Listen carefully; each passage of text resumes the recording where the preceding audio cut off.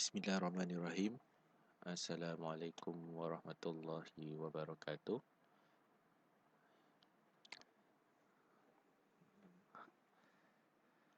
Kita meneruskan kaitan dengan kursus Switching, Routing and Wireless Essential Modul 15 IP Static Routing. So dalam topik ini ada beberapa objektif yang kita akan bincangkan. Yang pertama, bagaimana kita nak command berkaitan dengan static route. Yang kedua, configure IPv4 dan IPv6 static routes. Yang ketiga adalah configure default route bagi IPv4 dan IPv6. Yang keempat, kita configure floating static route, menyediakan backup connection. Menggunakan floating static route. Dan yang terakhir, configure IP4 dan IPv6 static host route that direct traffic to the specific host. So ada beberapa jenis static route yang kita akan configure.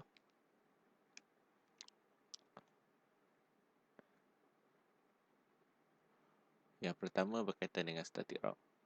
So dalam static route ni dia ada standard static route, maksudnya static route yang biasa, di mana kita akan manually configure untuk remote network.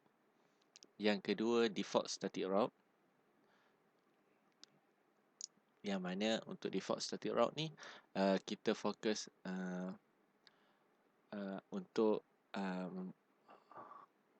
kita fokus bagaimana kita nak routekan paket kepada destination yang tiada di dalam network kita atau dalam kita punya topologi dalam network kita, dan kita forwardkan kepada next hop router. Yang ketiga, floating static route. Macam kita ada dua static configuration kepada kita ada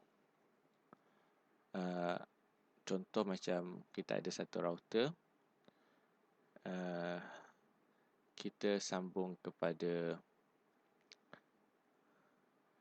satu router yang lain, kemudian kita ada satu lagi router yang lain. Let's say katakan kita ada ISP 1 dan ISP 2, di mana kita ada dua connection, 1 dan 2. So floating static route ni, example katakan 1 as a primary path. Katakan path yang pertama ada problem, mungkin ISP ni ada masalah, connection ada problem, automatically secondary atau backup path ni akan bertindak atau dia akan up. So ini kita panggil sebagai floating static route. Dan last sekali adalah summary static route. So untuk bila kita nak configure static route ni, untuk IPv4 kita akan gunakan IP route. Ni untuk IPv4. Kalau IPv6 kita gunakan IPv6 route.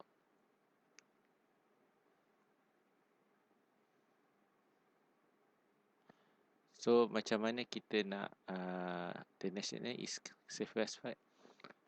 Macam mana kita nak specified destination, how the destination is specified. Kita based on following on the three following type of the static route. Kita boleh guna pakai next hop route, only next hop IP address is specified, next hop route, ataupun kita gunakan directly connected static route. Kita configure only the router as the interface, fully specified static route, the next hop IP address. Example dia macam ni. Ni ada router, ada satu lagi router, ini remote network. Katakan remote network. 192.168.3.0/24. Yang ni 192.168.2.0/24. Yang ni dot 1, yang ni dot 2. Maksudnya kalau dot 1 artinya 192.168.2.1 dekat interface sini. 192.168.2.2 dekat interface kat sini, IP address kat sini. Tekan yang ni LAN 192.168.1.0/24. Okey. So daripada pandangan R1 dan R2. Okey, kita configure pada R1. Kita configure pada R1. So kita configure pada R1. Destination dia, kalau kita katakan next hop route, artinya kita akan configure only the next hop IP address. So kita akan configure this one. Kalau ni next hop route ni, maksudnya kita akan configure pada this one.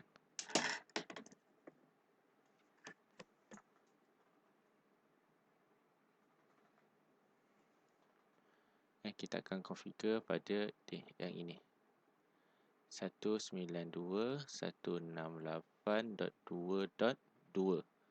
Yang ini kita panggil next hop IP address pada pandangan R1, dari pandangan R1. Kalau dia kata directly connected static route, router exit interface specified, so kita identify this one. Kat mana dia paket tu nak keluar, exit interface paket tu nak keluar. So katakan sini FA, katakan sini serial 0/0/0, sini serial S0/0/1 for example.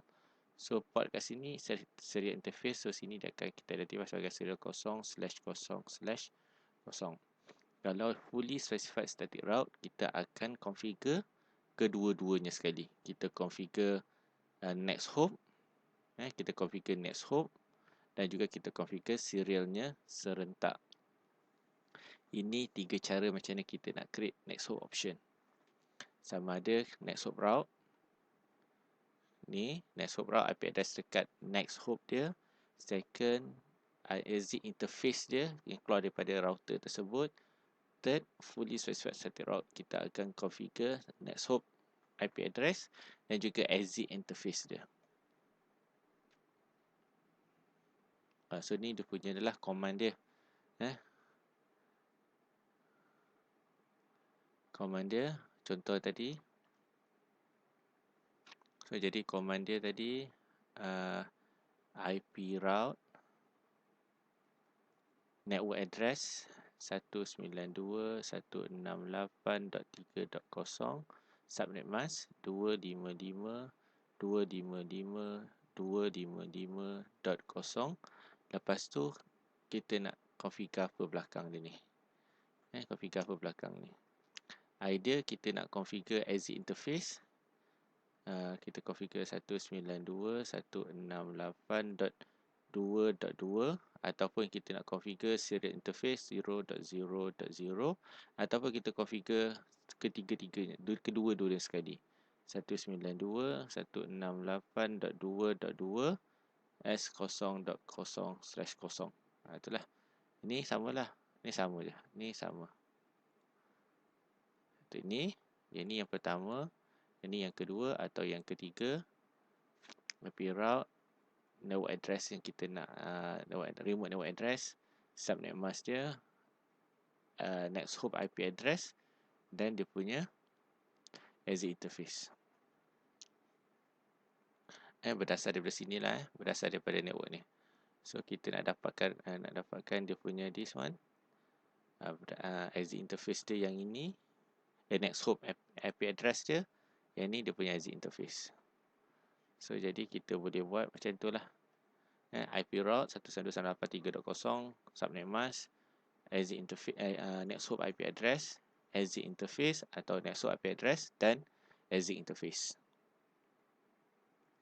Kalau IPv6,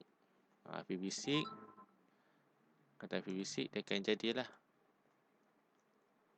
Kalau IPv6 dia cuma tambah IPv6 route, dia punya prefix dia, prefix length, apa next hop IP address dia, next hop, atau exit interface dia, ataupun kita buat kedua-duanya sekali. Parameter dia sama, beza dia punya IPv6 lah. Address dia ada IPv6 address, dan yang kedua beza ni kat sini. Dia gunakan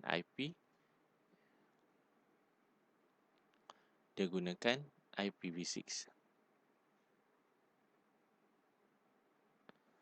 Okey. Dalam kita membuat transition, dalam kita membuat migration daripada IPv4 kepada IPv6, so ada salah satu teknologi yang kita pakai, ada dual stack teknologi. Dual stack teknologi ni bermaksud dalam satu masa yang sama, interface ini mempunyai dua version IP address, iaitu IPv4 dan IP address IPv6. Itu kita panggil sebagai dual stack. Dalam dual stack. So sekarang ni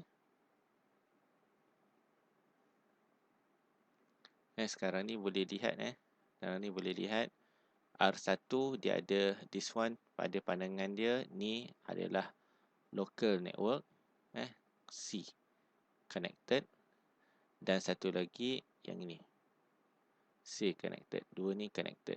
Kemudian pada pandangan R1 yang ini adalah remote network, yang ini adalah remote network, yang ini adalah remote network. So jadi dia ada pada pandangan R1, so kita kena configure 3 remote network secara statik. Kalau kita pakai static network, secara statik ada 3 network yang kita kena configure. Satu, this one, 172.16.10, 192.168.1.20, 192.168.2.20. Ada 3 remote network yang kena configure. Kalau IPv6, so ini adalah locally connected,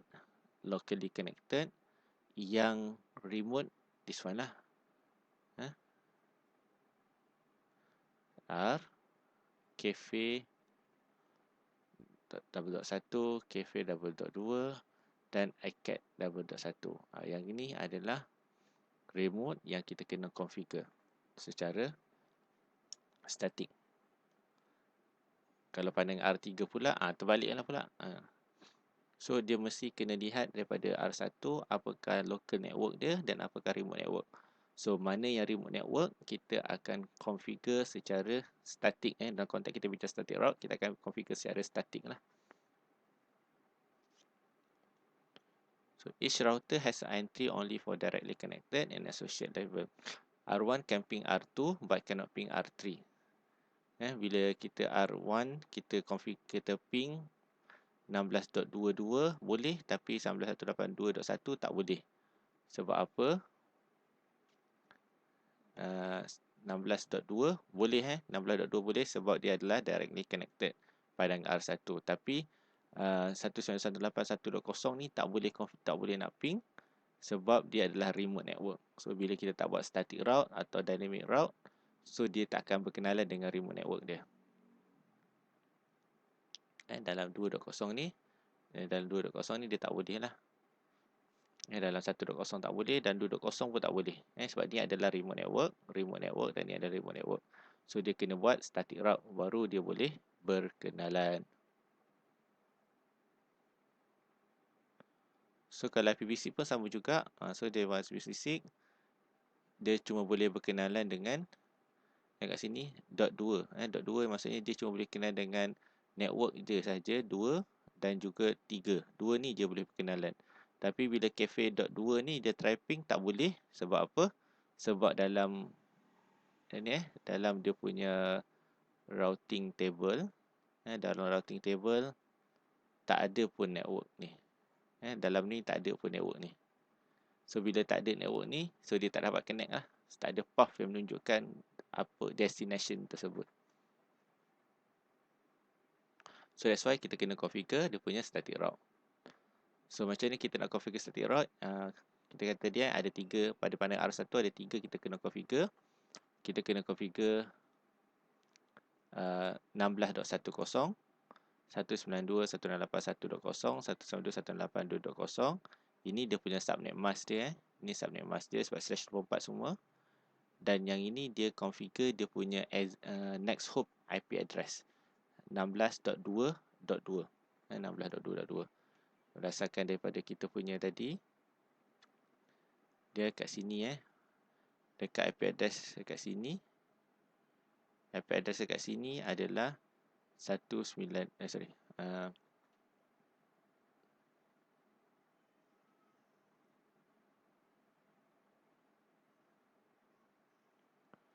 daripada IP address kat sini dia punya IP address adalah 172.16.2.2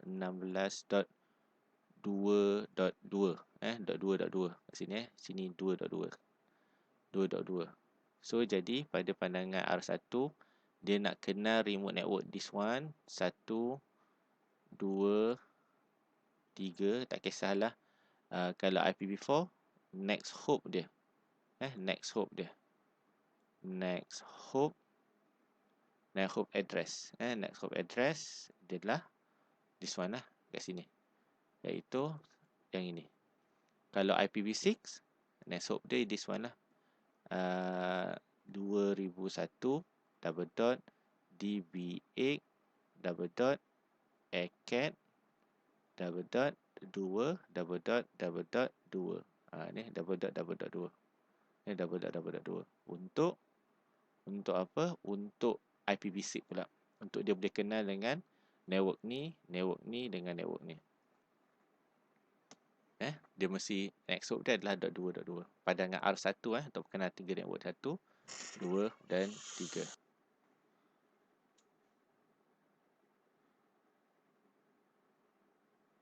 So, bila kita nak configure, dia punya next hop IP address dia adalah ni lah. 16.2. Network yang kedua pun sama, network yang ketiga pun sama sebab dia punya next hop address dia ada satu sahaja. So, nanti bila kita buat show IP route,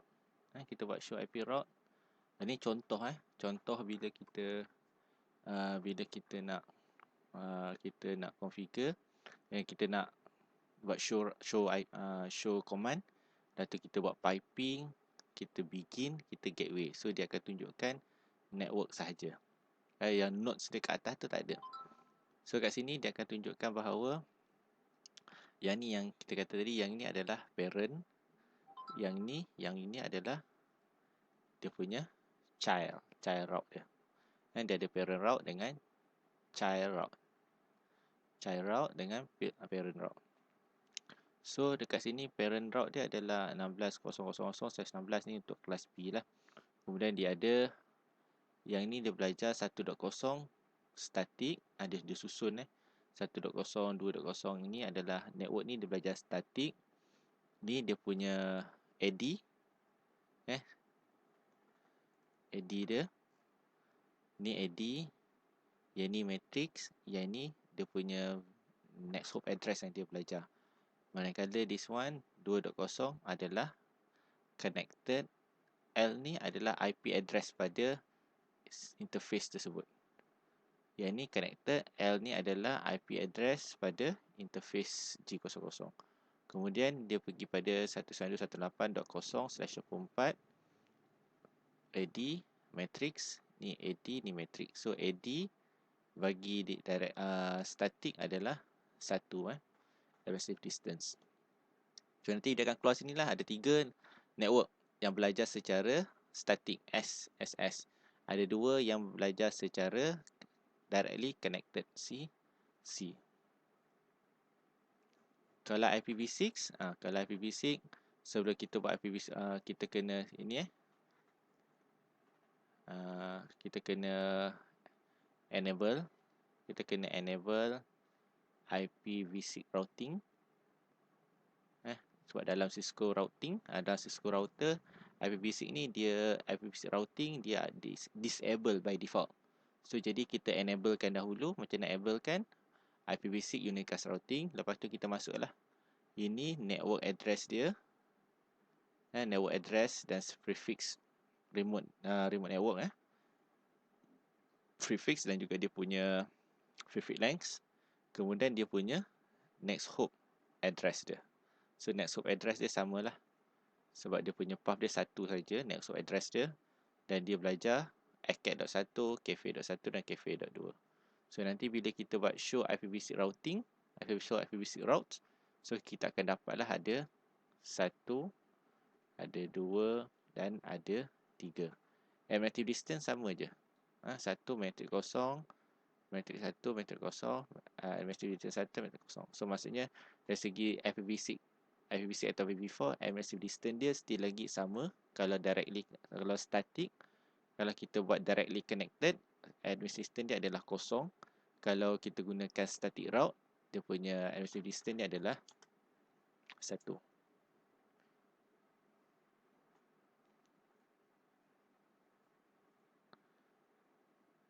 Ataupun kita boleh juga buatkan menggunakan exit interface. Kita gunakan exit interface ini.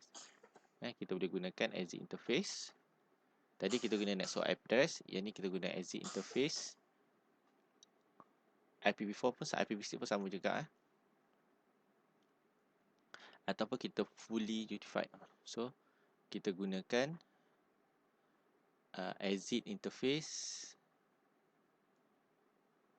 Kita gunakan exit interface dan dia punya IP address dia.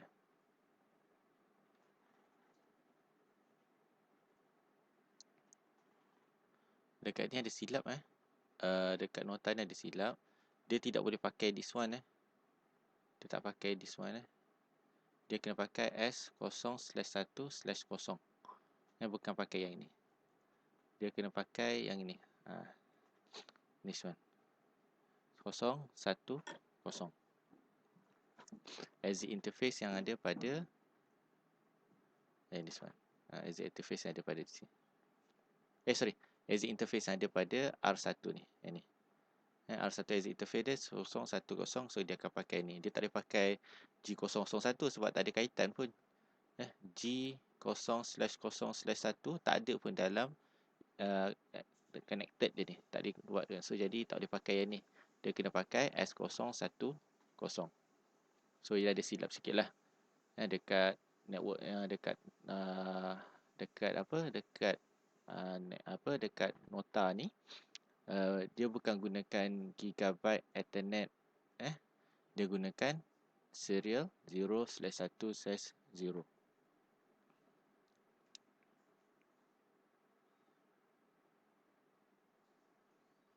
Kalau IPv6, kalau kita gunakan IPv6, kita akan gunakan apa? Kita akan gunakan kalau pandangan R1 pandangan R1 dia nak route network ni So IPv6 route, prefix dia ni, prefix dia yang dia nak remote, dan ni adalah dia punya next hop. That's hop address dia. Ataupun address remote network, kemudian exit interface dia. Exit interface dia kat sini. Ni exit interface dan dia punya next hop dia yang ini. Ni exit, yang ni next hop address. Next hop address.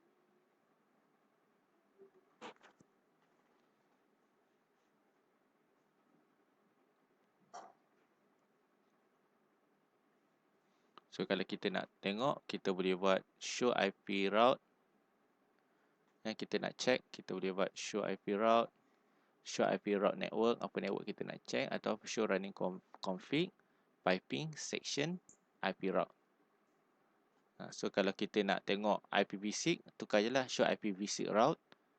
Tukar je show IPv6 route static, show IPv6 route network kita yang kita nak check, ataupun show running config, piping, section, IPv6 route. Piping, section, IPv6 route. Ini kalau kita nak check IPv6. IPv4 kita check pakai ni lah. Kemudian seterusnya kita tengok configure default route. Kalau kita default route, ni stub network, ini pergi kepada network yang lain. Network yang lain, kita ada satu stub network kat sini. So, ni adalah stub router. So, jadi kita boleh configure default route lah. So, default route, idea dia adalah a static route that match all packet. Match all packet, a single default route represent any network that is not in the routing table. So, dalam R1 ni katakan tak ada network, tak ada routing table dia. Tak ada destination yang mesh. Yang mesh dengan dalam routing table tersebut. So, dia boleh gunakan default route. Dia boleh gunakan default route.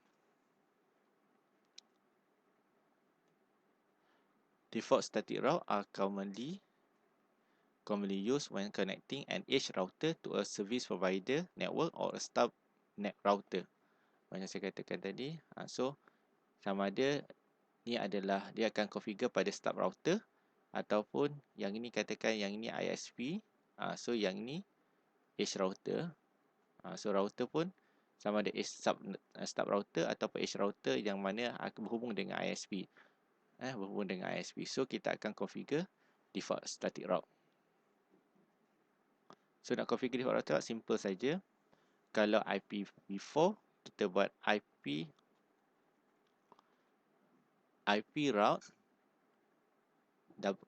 any address 0000 any subnet mask, kemudian dia punya sama konsep next hop IP address dia ke ataupun exit interface dia, sama je. Kalau IPv6 dia punya destination, dia punya prefix length dia double dot atau double colon /0, lepas tu next hop address dia atau exit interface atau kedua-duanya sekali. So macam yang tadi tu, kita boleh buat any subnet mask, any IP address, any subnet mask. Ini exit next hop address dia, Kalau IPv6, ini next hop address dia dalam yang kita bincangkan tadi itulah.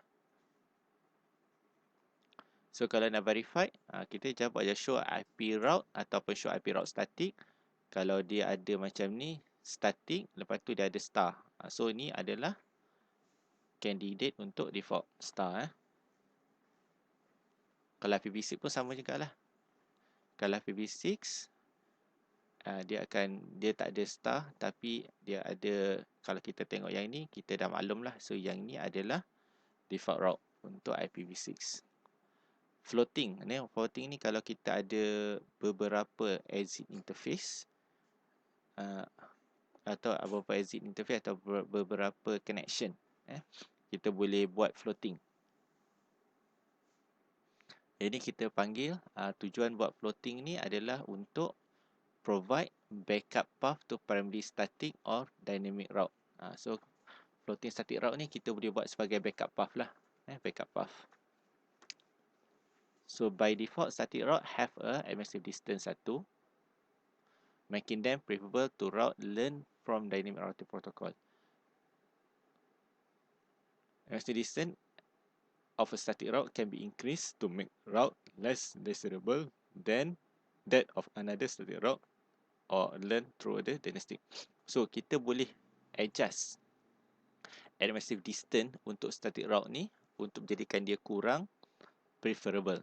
Contoh macam katakan kita ada satu network macam ni. Ni path yang pertama. Kemudian ada satu path lagi, path yang kedua, ada 2. So untuk berhubung dengan satu network, ada 2 lah, satu yang ni, satu yang ni 2. So mungkin yang ini kita administrative distance asal 1, AD kita buat 1. Untuk path yang kedua ni kita adjust AD dia, mungkin kita buat jadi 4. So bila AD ni 1, dia akan jadikan yang path pertama ni sebagai primary, yang second dan 2 ni akan jadi sebagai backup. Idea begitulah. So macam ni kita buat.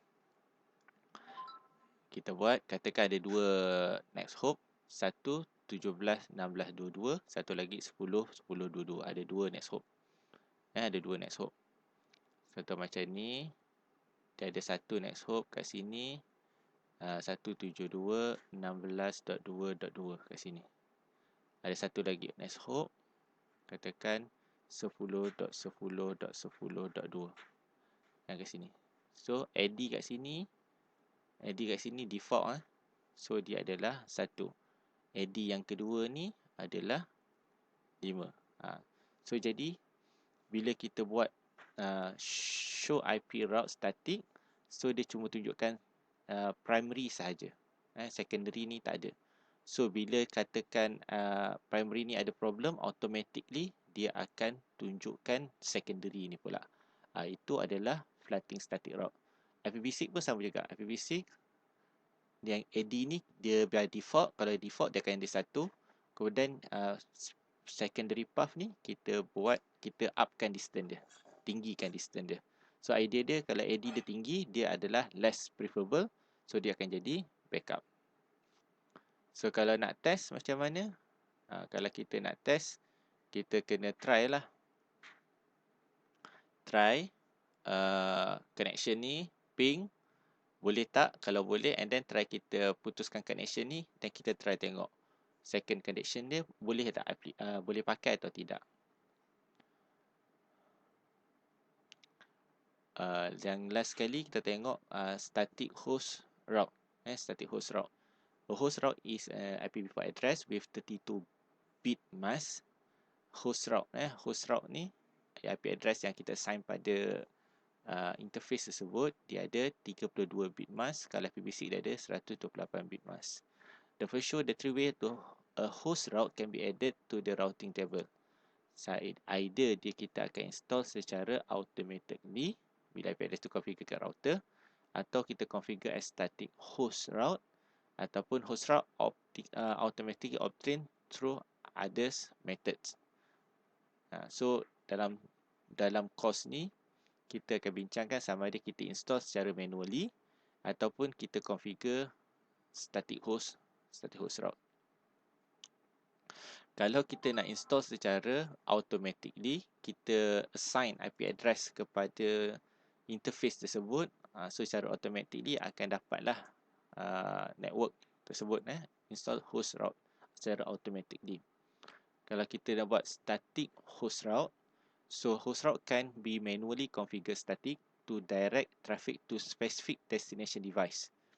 Kita boleh buat static route to direct traffic to a specific destination device. Contoh macam ni. The static route use a destination IP address and full use mask /32 for IPv4 route and 128 preferred length for IPv6 host route.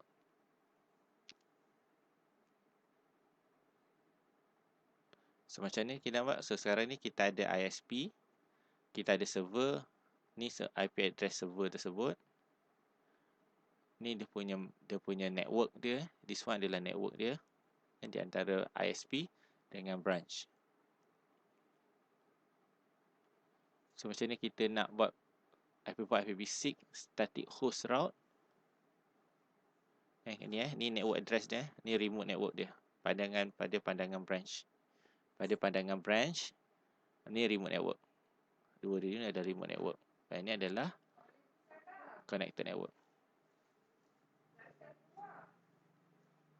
Dan example show the IPv4, IPv6 static host route. So dia akan buat IP route. Ni dia punya server address, server address, server address. Yang ni fully subnet mask /32.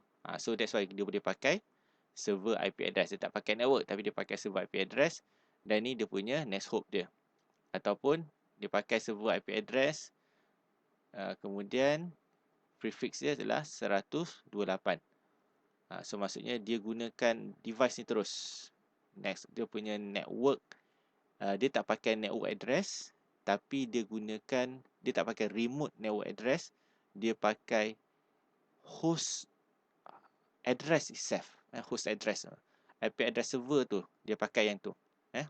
209.200.238/ dia gunakan /32 So directly IP address ni lah. Kalau /128 gunakan IPv6 ini. Itu cara dia lah untuk buat configure static host route. Kita ping terus address IP address tersebut. So nak show IP route macam ni lah, show IP route. So kalau nak configure start with link local next hop, kita buang dulu yang asal tadi kita buat.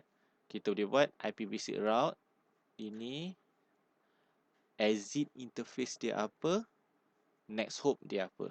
Sama je, bezanya dekat sini. Dekat sini, kalau kita nak buat static host route, kita gunakan IPv6 address je. Address. IPv6 address untuk host. Dekat sini. Kalau sebelum ni kita pakai network address, yang ni kita pakai IPv6 address host tu punya IP address.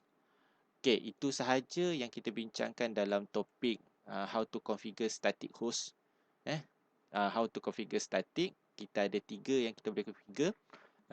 Standard static route, kita configure default route, kita configure floating route. Kita cuma tambahkan administrative distance dia untuk jadi primary dan juga untuk buat secondary path. Dan yang last sekali, kita configure static host route directly kepada device tu terus, bukan pada network dia, tapi pada device tersebut kita pakai host route.